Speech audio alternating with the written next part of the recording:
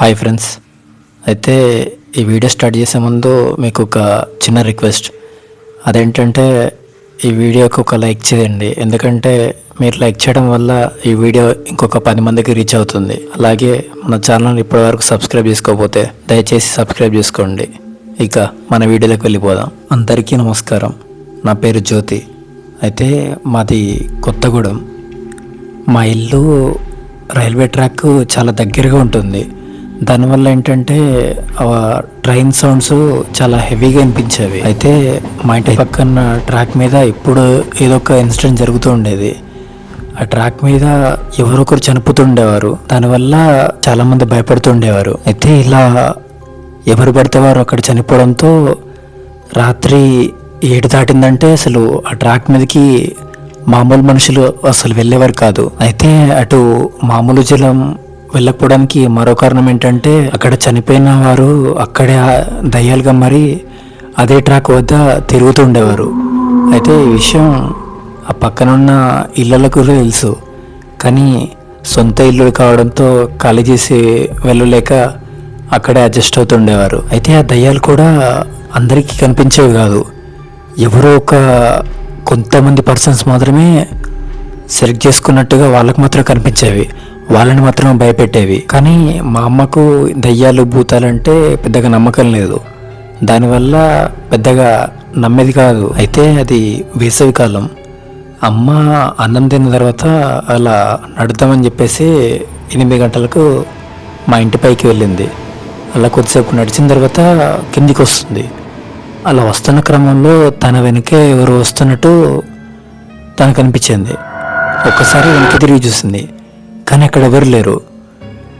తన బ్రహ్మ అనుకొని అలా నడుచుకుంటూ ఇంట్లోకి వచ్చేసింది. వచ్చి బెడ్ మీద పడుకుంది. ఇక అప్పటికి రాత్రి 11:30 అలా అవుతుంది.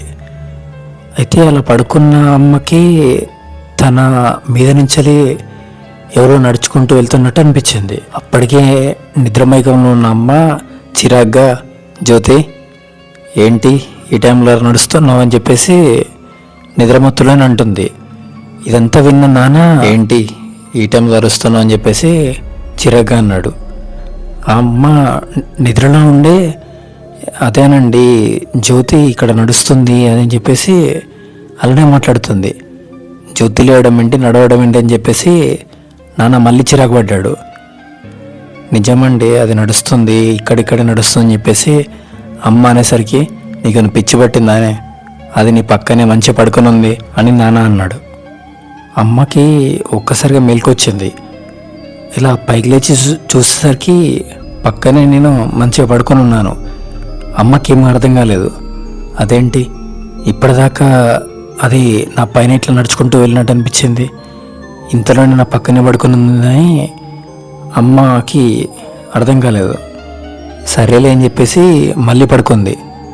అయితే రాత్రి 1 అవుతుంది. అందరం గాఢ నిద్రలో ఉన్నాం. ఆ టైంలో అమ్మకు ఏదో గజ్జల శబ్దం వినిపిస్తుంది. ఆ పైనున్న మెట్ల నుంచి ఎవరు నడుచుకుంటూ వస్తున్నట్టు శబ్దం వస్తుంది. ఆ శబ్దం కూడా ఓన్లీ అమ్మకే వినిపిస్తుంది, మాకెవరికి వినిపించడం లేదు. మీ అందరం నిద్రపోతూనే ఉన్నాం. అయితే ఆ గజ్జల శబ్దాలు ఒక్కసారిగా ఆగిపోయాయి. కాసేపు ఆగిన ఆ గజ్జల శబ్దాలు మళ్ళీ వినిపించడం మొదలయ్యాయి. అమ్మకి ఏమర్థం కావట్లేదు ఆ శబ్దాలు ఎక్కడి నుంచి వస్తున్నాయి అనేది. అమ్మకు ఈ దయ్యాలు భూతాలు అంటే పెద్దగా నమ్మకం లేకపోవడంతో వాటి ధ్యాస కూడా లేదు. అయితే అలా ఆలోచిస్తున్న అమ్మకు ఆ ఇంట్లోపలికి ఏదో నీడలాగా వస్తున్నట్టు కనిపించింది. ఆ నీడని అమ్మ అలానే చూస్తుంది. అయితే అది మొదట నీడలాగా కనిపించింది, కానీ రాను రాను అది చాలా పెద్దగా అయి ఒక దయ్యంలాగా మారిపోయింది. ఆ దయ్యం కూడా చాలా భయంకరంగా ఉండి, కళ్ళు పెద్దగా ఉండి, జుట్టు మొత్తం విరబోసుకొని చాలా భయంకరంగా ఉంది. దాన్ని ఒక్కసారిగా చూసిన అమ్మ గట్టిగా అరిచింది. ఆమె అరిచే ఇంట్లో వాళ్ళంతా మేము పైకి లేచాం.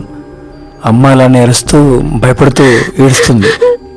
అలా ఏడుస్తున్న అమ్మ దగ్గరికి నాన్న వచ్చి అడిగాడు. కానీ అమ్మ మాత్రం అలానే ఏడుస్తూ అదిగో అదిగో అదిగో అని భయపడుతూ అటు సైడే చూపిస్తుంది. నాన్నకి ఏం అర్థం కాలేదు, కానీ తనైతే భయపడిందని అయితే అర్థమైంది. వెంటనే కిచెన్లోకి వెళ్ళి ఒక గ్లాస్లో వాటర్ తీసుకొచ్చి తాగమని అమ్మకిచ్చాడు. అమ్మ కొద్దిసేపు అలానే మమ్మల్ని చూసి వాటర్ తాగేసింది. తర్వాత చెప్పింది, ఇట్లా ఏదో నీడలాగా వచ్చింది, గజ్జర శబ్దాలు వినిపిస్తున్నాయి, ఒక దయ్యం వచ్చిందని చెప్పేసి భయపడుతూ చెప్పింది. అయితే నాన్నకు అర్థమైంది అసలు ఏం జరిగిందనేది. మా ఇల్లు రైల్వే ట్రాక్ పక్కన ఉండడంతో నాన్నకు చాలాసార్లు అలాంటి సంఘటనలు జరిగాయి, కానీ మాతో ఎప్పుడు చెప్పలేదు. కానీ చెప్తే మీ అందరం భయపడతామని చెప్పేసి ఎప్పుడు చెప్పలేదు. వదిలేని చెప్పేసి అమ్మని పడుకొని చెప్పేసి ఆయన కూడా పడుకున్నాడు. అయితే తర్వాత రోజు అమ్మకు విపరీతమైన జ్వరం వచ్చింది. అసలు లేవలేదు, ఒళ్ళు మొత్తం కాలిపోతుంది. ఎంత లేపినా కూడా పైకి లేవడం లేదు. అయితే వెంటనే నాన్న వెళ్ళి డాక్టర్ని తీసుకొని వచ్చాడు.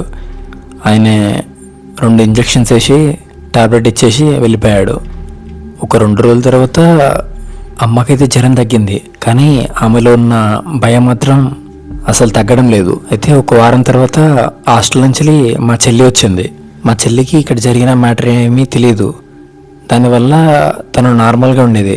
మా మమ్మీ కూడా చెల్లితో నేను చెప్పొద్దని చెప్పింది, ఎందుకంటే తను భయపడుతుందని. అయితే ఆ రోజు ఆఫ్టర్నూన్ మమ్మీ ఇంటిపైన బట్టలు ఆరేసింది, అవి తీయడం మర్చిపోయింది. అయితే ఈవినింగ్ నాతో చెప్పింది మమ్మీ తీయమని, కానీ నేను కూడా వేరే పనిలో ఉండి తీయలేకపోయా. రాత్రి 7:30 అవుతుంది. అప్పుడు సడన్గా నాకు ఇంటిపైన బట్టలు ఉన్నాయని చెప్పేసి గుర్తొచ్చింది. మళ్ళీ మమ్మీ తిడుతుందని చెప్పేసి చెల్లికి చెప్పి తీసుకురమ్మని చెప్పిన. తను కూడా సరే అని చెప్పేసి అలా నడుచుకుంటూ ఇంటిపైకి వెళ్ళింది. అయితే అలా వెళ్ళిన తనకి టెర్రస్ మీద ఆ మూలకు ఎవరో అక్కడ కూర్చొని ఏడుస్తున్నట్టు అనిపించింది. అయితే ఇక్కడ ఎవరు ఏడుస్తున్నారని చెప్పేసి అలానే కొద్దిగా దగ్గరికి వెళ్ళింది.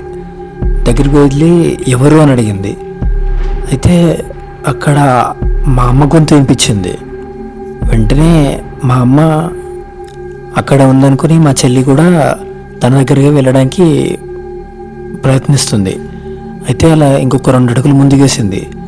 అయితే అలా వేసినప్పుడు అక్కడ మా అమ్మ లేదు, అక్కడ వేరే ఎవరో కూర్చొని ఉన్నారు.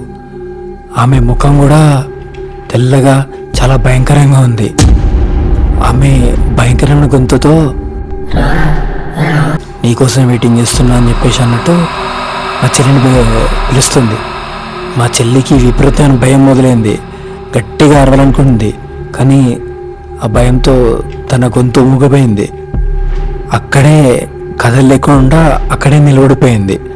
అయితే అంతలోనే ఇంకా వేరే ఏదో ఆత్మ గాల్లో తేలుతూ ఆ స్లాబ్ మీదకి వచ్చింది.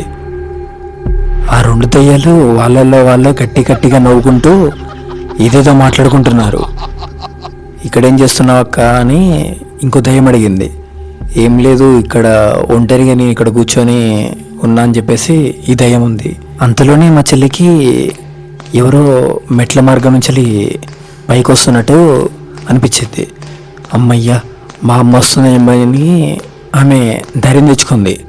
కానీ ఆ శబ్దం వినిపిస్తుంది, కానీ ఎంతకు పైకి ఎవరు రావడం లేదు. అలానే భయపడిపోతున్న మా చెల్లి అలానే ఎదురు చూస్తుంది.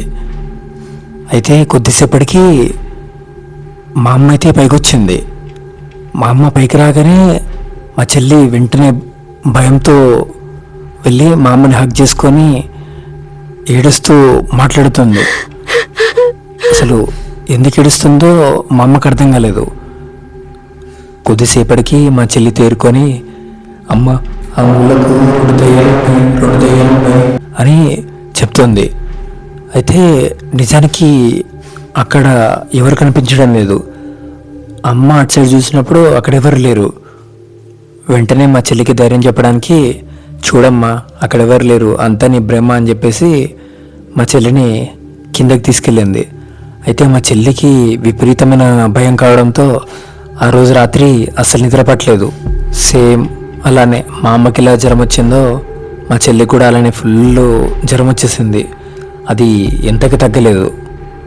రాత్రుళ్ళు కళ్ళు గట్టిగా ఏడుస్తూ ఏదైతే ఉర్రుతూ ఉండే. మరుసటి రోజు మా చెల్లిని డాక్టర్ దగ్గరికి తీసుకెళ్లారు. ఆయన 2 ఇంజెక్షన్ వేశాడు, కానీ అది తగ్గడం లేదు.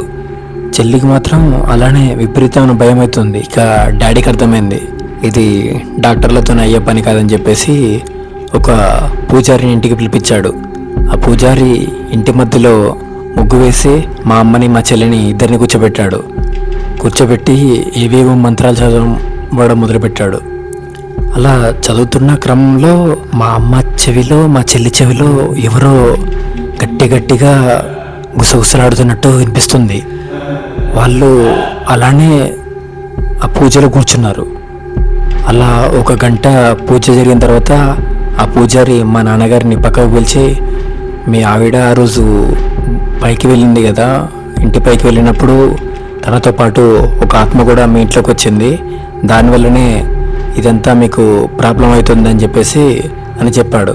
మరి దీనికి ఏమైనా పరిష్కారం ఉందని చెప్పేసి మా డాడీ అడిగినప్పుడు, లేదండి ఇప్పటికే చాలా ఆలస్యం అవుతుంది, ఆ ఆత్మలు ఇప్పటికే మీ బిడ్డను మీ ఆవిడ్ని పట్టుకొని పీడిస్తున్నాయి, చాలా కష్టం అని చెప్పేసి చెప్పిండు. మా నాన్నగారు దుఃఖం ఒప్పుకోలేక ఆయన కాళ్ళ మీద పడిపోయి, దయచేసి మీరే కాపాడండి, ప్లీజ్ దయచేసి కాపాడండి అని చెప్పేసి అలానే బ్రతిలాడుతున్నాడు. అప్పుడు ఆ పూజారి, సరే నా ప్రయత్నం అయితే నేను చేస్తానని చెప్పేసి మళ్ళీ ఆ పూజ స్టార్ట్ చేశాడు. అయితే ఈసారి పూజలో ఉన్నప్పుడు ఆ 2 ఆత్మలు వచ్చేసి అక్కడ కూర్చుండిపోయాయి. అవి మాకు కూడా కనిపిస్తున్నాయి. అవి చాలా భయంకరంగా ఉన్నాయి. అవి ఎలాగైనా కూడా పూజని నాశనం చేయాలన్నట్టు మొత్తం ఆగమాగం చేస్తున్నాయి. కానీ ఎవరు మాత్రం వాటి గురించి మాట్లాడడం లేదు. ఎందుకంటే వాటి గురించి మాట్లాడితే వాటికి ఎక్కువ పవర్స్ వస్తాయని చెప్పేసి ఆ పూజారి ముందే చెప్పాడు మాకు. దానివల్ల మేము వాటిని ఎక్కువ పట్టించుకోవట్లేదు. అయితే అలా ఆ పూజారి కూడా చాలాసేపు పూజ చేసి ఆ 2 ఆత్మలు అయితే బంధించగలిగాడు. బంధించి ఒక సీసాలో పెట్టి తన బ్యాగ్లో వేసుకున్నాడు. పూజ అయిపోయాక మా నాన్నగారితో ఇలా అన్నాడు, మీరు ఇక్కడ ఉండడం కంటే ఖాళీ చేసి వేరే దగ్గరికి వెళ్ళిపోవడం బెటర్. ఎందుకంటే ఇక్కడ ఆత్మలు సంచరిస్తూనే ఉంటాయి, మళ్ళీ మీ ఆవిడ గనికి వెంటబడిందంటే చాలా కష్టమవుతుందని చెప్పేసి మా నాన్నగారికి అయితే ఒక సజెషన్ ఇచ్చాడు. మా నాన్నగారికి కూడా అది కరెక్ట్ అనిపించింది. కొన్ని రోజులకు ఆ ఇల్లుని కూడా అమ్మేసి వేరే ఊరికి షిఫ్ట్ అయిపోయాం. ప్రస్తుతం అయితే మాకు అలాంటి దయ్యాల గోల అయితే ఏమీ లేదు. ప్రస్తుతం అయితే మేము చాలా హ్యాపీగా ఉన్నాం. సో ఫ్రెండ్స్, చూసారుగా ఈ వీడియో మీకు ఎలా అనిపించింది? ఈ వీడియో మీకు నచ్చినట్టయితే ఒక లైక్ చేయండి. ఇలాంటి మరిన్ని వీడియోస్ కోసం మన ఛానల్ సబ్స్క్రైబ్ చేసుకోండి. ఇలాంటి సంఘటనలు మీ జీవితంలో ఎప్పుడైనా జరుగుంటే కింద ఉన్న నెంబర్కి వాట్సాప్లో మెసేజ్ చేయండి. తిరిగి తర్వాత ఒక మంచి వీడియోతో కలుద్దాం. Thank you. జై హింద్.